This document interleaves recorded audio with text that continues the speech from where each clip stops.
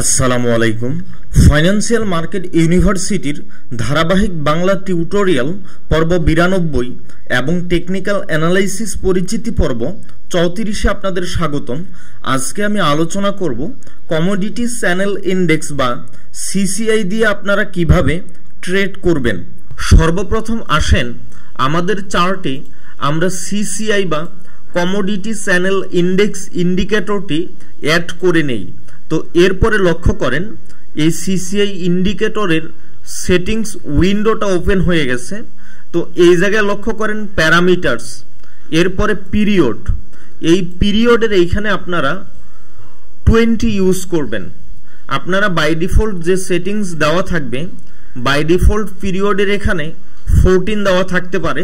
তো আপনারা এখানে 20 ইউজ করবেন। মনে রাখবেন 14 ইউজ করলে আমাদের ফলস সিগন্যাল বেশি আসে, 20 ইউজ করলে আমাদের ফলস সিগন্যাল কম আসে। মনে রাখবেন 14 পিরিয়ডের পরিবর্তে 20 পিরিয়ড ইউজ করলে আমাদের যে সিগন্যালগুলো আসবে এই সিগন্যালগুলোর উইনিং রেশিও 14 পিরিয়ডের থেকে অনেক বেশি হবে। এরপরে লক্ষ্য করেন লেভেল। এই কমোডিটি চ্যানেল ইন্ডেক্সের দুটি লেভেল থাকে, একটা হচ্ছে নেগেটিভ 100 বা -100, আরেকটা হচ্ছে পজিটিভ 100। এরপরে ওকেতে ক্লিক করবেন। এরপরে লক্ষ্য করেন চার্টে আমাদের এই সিসিআই ইন্ডিকেটরটি অ্যাড হয়ে গেছে।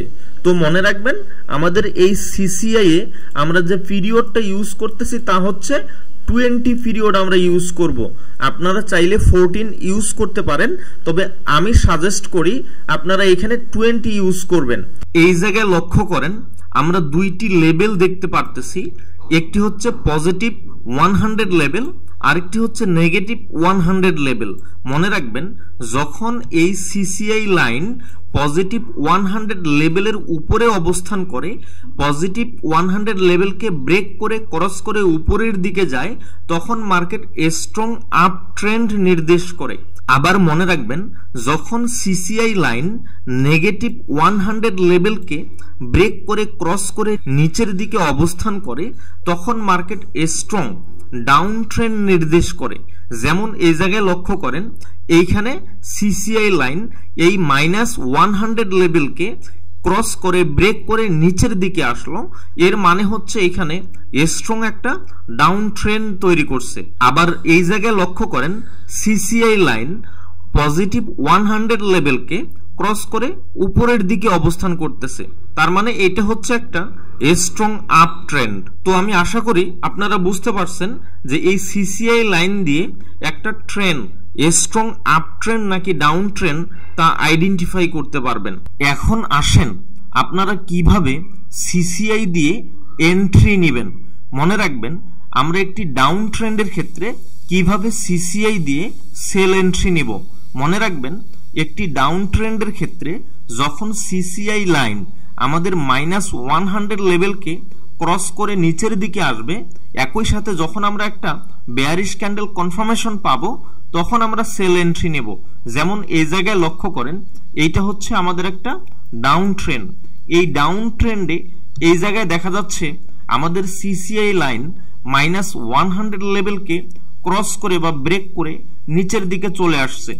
একই সাথে এইখানে আমরা একটা স্ট্রং বেয়ারিশ ক্যান্ডেল পাচ্ছি। তো তখন আমরা এই বেয়ারিশ ক্যান্ডেলটি যখন ক্লোজ করবে, তখন আমরা এখান থেকে সেল এন্ট্রি দেব। কেন দিচ্ছি? যখন এইখানে আমাদের এই বেয়ারিশ ক্যান্ডেলটি তৈরি হচ্ছে, তখন আমাদের সিসিআই লাইন -100 লেভেলকে ক্রস করে নিচের দিকে চলে আসছে, তখন আমরা এখানে অনায়াসে একটা সেল এন্ট্রি দিতে পারি। তো এইখান থেকে যদি আপনারা সেল এন্ট্রি দেন, স্টপ লস হবে কোথায়? এই যে সুইং হাইটা আছে, এই সুইং হাই থেকে কিছু পিপস উপরে আমাদের স্টপ লস হবে। তো আমি আশা করি বুঝতে পারছেন কিভাবে সেল এন্ট্রি দিতে হয়। আমি যদি আরো একটা উদাহরণ দেখাই, যেমন এই জায়গায় লক্ষ্য করেন এইটা হচ্ছে একটা ডাউন ট্রেন্ড। এই ডাউন ট্রেন্ডে দেখা যাচ্ছে এই সিসিআই লাইন -100 লেভেলকে ব্রেক করে নিচের দিকে আসছে। ব্রেক করে যখন নিচের দিকে আসছে এখানে, তখন আমাদের দেখতে হবে একটা বেয়ারিশ ক্যান্ডেল আসছে কিনা। তো এই জায়গায় লক্ষ্য করেন আমাদের এইখানে আমরা একটা বেয়ারিশ ক্যান্ডেল দেখতে পারতেছি। তো যেহেতু আমাদের এই সিসিআই লাইন -100 লেভেলকে ক্রস করে নিচের দিকে আসছে, তখন এইখান থেকে আমরা একটা স্ট্রং বেয়ারিশ ক্যান্ডেল পাচ্ছি, সো তখন আমরা এইখান থেকে একটা সেল দিতে পারি।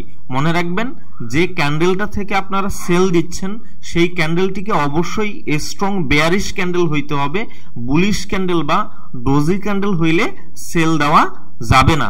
আপনাকে তখন অপেক্ষা করতে হবে যতক্ষণ না পর্যন্ত একটা স্ট্রং বেয়ারিশ ক্যান্ডেল তৈরি হচ্ছে, ততক্ষণ পর্যন্ত সেল দেওয়া যাবে না। আশা করি বুঝতে পারছেন। এরপরে আসেন সিসিআই ইন্ডিকেটর দিয়ে কিভাবে আপনারা বাই এন্ট্রি নেবেন।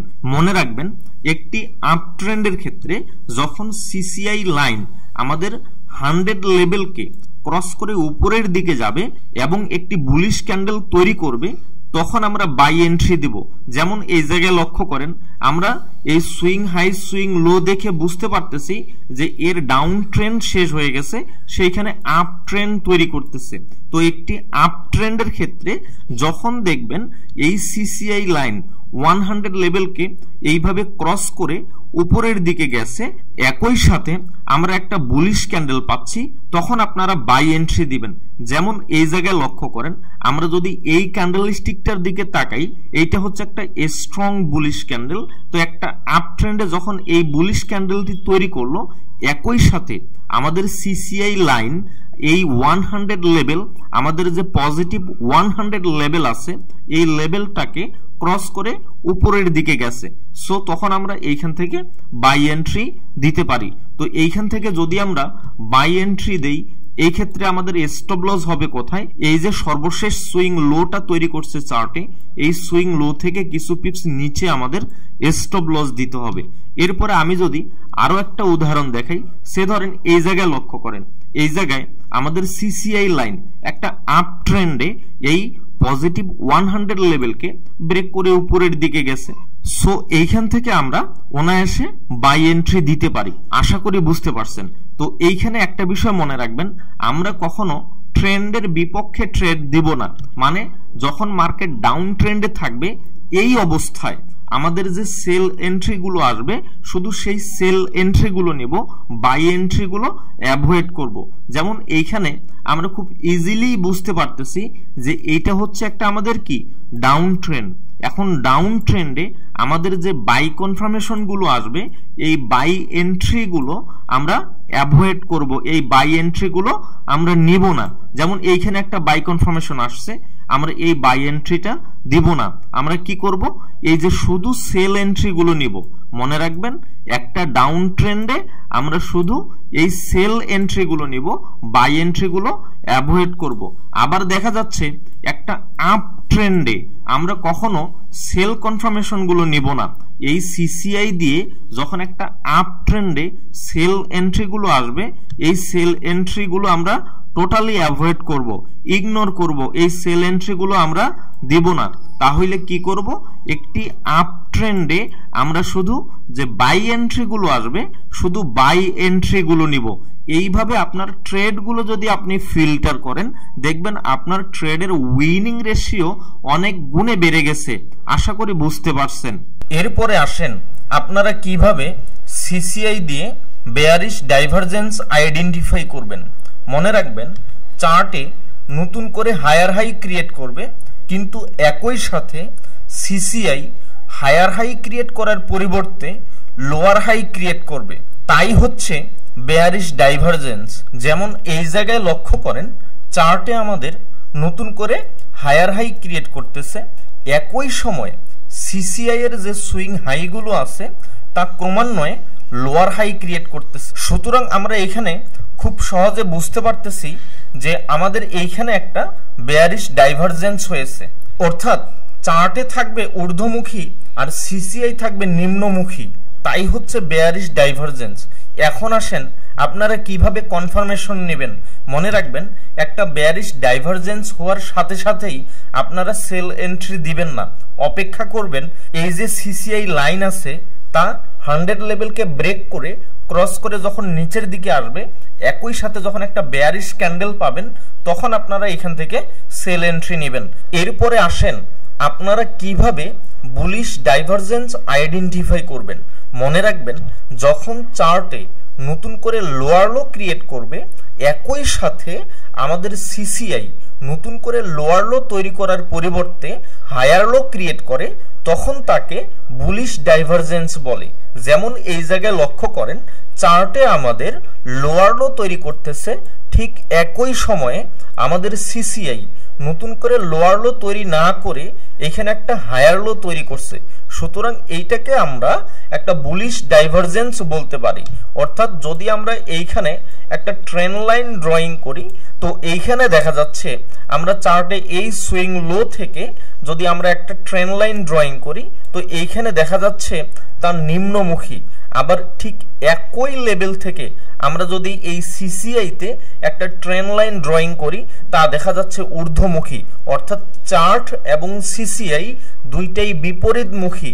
সুতরাং এইটাকে আমরা একটা বুলিশ ডাইভারজেন্স হিসেবে কনসিডার করতে পারি। আর আমরা জানি যে একটা বুলিশ যখন ডাইভারজেন্স হয় তখন একটা ডাউন ট্রেন্ড আপ ট্রেন্ডে রিভার্সালের সিগন্যাল প্রদান করে থাকে।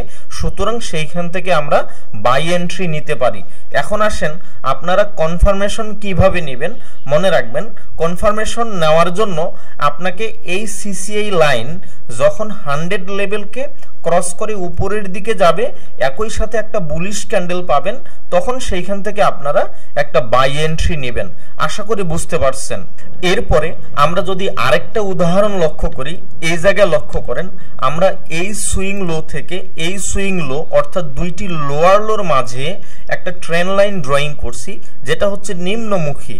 একই সাথে আমরা সিসিআইতে আমরা একই লেভেল বরাবর আরেকটা ট্রেন্ড লাইন আমরা সিসিআইতে ড্রয়িং করছি যেটা হচ্ছে ঊর্ধ্বমুখী। সুতরাং এইখানে আমরা বুঝতে পারতেছি যে এইখানে একটা বুলিশ ডাইভারজেন্স হয়েছে। তো বাই এন্ট্রিটা দেব কিভাবে? যখন 100 লেভেলকে ক্রস করে এই সিসিআই লাইন উপরে যাবে একই সাথে আমরা একটা বুলিশ ক্যান্ডেল কনফার্মেশন পাবো, তখন আমরা এই লেভেলটা থেকে বাই এন্ট্রি দিব। আশা করি বুঝতে পারছেন। এরপরে আসেন যে এই সিসিআই ইন্ডিকেটরটি দিয়ে আপনারা কিভাবে মার্কেট ওভারবট নাকি ওভারসোল্ড তা আইডেন্টিফাই করবেন। মনে রাখবেন এই সিসিআই লাইন ঠিক কত লেভেল পর্যন্ত গেলে মার্কেট ওভারবট বা ওভারসোল্ড হবে তার নির্দিষ্ট কোনো লেভেল নাই। মনে রাখবেন সাধারণত এই সিসিআই দিয়ে মার্কেটের ওভারবট আইডেন্টিফাই করা হয়। মনে রাখবেন সাধারণত প্রিভিয়াস সিসিআই লেভেলটাকে তার পরবর্তী ওভারবট জোন হিসেবে কনসিডার করা হয়। যেমন এই জায়গায় লক্ষ্য করেন আমাদের প্রিভিয়াস সিসিআই এর 100 লেভেলের উপরের সুইং হাই ছিল এই লেভেলটা, তো পরবর্তীতে আমাদের এই লেভেলটাকে ওভারবট জোন হিসেবে কনসিডার করা হয়। অর্থাৎ পরবর্তীতে যখন এই সিসিআই পুনরায় আবারও এই লেভেলটার কাছাকাছি বা এই লেভেলটা পর্যন্ত যায় তখন মার্কেটের ওভারবট হিসেবে কনসিডার করা হয়। এরপরে লক্ষ্য করেন যখন আমাদের 100 লেভেলের নিচে সিসিআই একটা সুইং লো তৈরি করতেছে, পরবর্তীতে এই সুইং লো লেভেলটাকে আমরা ওভারসোল্ড জোন হিসেবে কনসিডার করতে পারি। তো পরবর্তীতে যখন আবার এই সুইং লো পর্যন্ত মার্কেট প্রাইস আসছে, সো এইটাকে আমরা তখন পরবর্তীতে ওভারসোল্ড হিসেবে কনসিডার করতে পারি। তবে মনে রাখবেন সাধারণত 200 পজিটিভ এবং নেগেটিভ অর্থাৎ -200 এবং +200 লেভেলটাকে মার্কেটের ওভারবট বা ওভারসোল্ড জোন হিসেবে আমরা কনসিডার করতে পারি। অর্থাৎ পজিটিভ 200 বা +200 একটা লেভেল আপনারা অ্যাড করে নেবেন। এই 200 লেভেলটাকে আপনি ওভারবট জোন হিসেবে কনসিডার করতে পারেন। একই সাথে আপনি এই -200 বা -200 লেভেলটাকে ওভারসোল্ড জোন হিসেবে আপনি কনসিডার করতে পারেন। তো আমি আশা করি আপনারা বুঝতে পারছেন যে সিসিআই দিয়ে কিভাবে ট্রেড করবেন এবং কিভাবে সিসিআই দিয়ে ওভারবট ওভারসোল্ড আইডেন্টিফাই করবেন এবং ডাইভারজেন্স আইডেন্টিফাই করবেন। এর পরেও যদি না বুঝে থাকেন তাহলে অবশ্যই কমেন্টস করে জানাবেন। তো আজকের টিউটোরিয়ালটি আমি আর দীর্ঘায়িত করতেছি না, পরবর্তী লেকচার ভিডিও টিউটোরিয়ালগুলো দেখার আমন্ত্রণ জানিয়ে আজকের টিউটোরিয়ালটি এখানেই সমাপ্ত করতেছি। দোয়া করি সবাই ভালো থাকবেন, সুস্থ থাকবেন। আল্লাহ হাফেজ।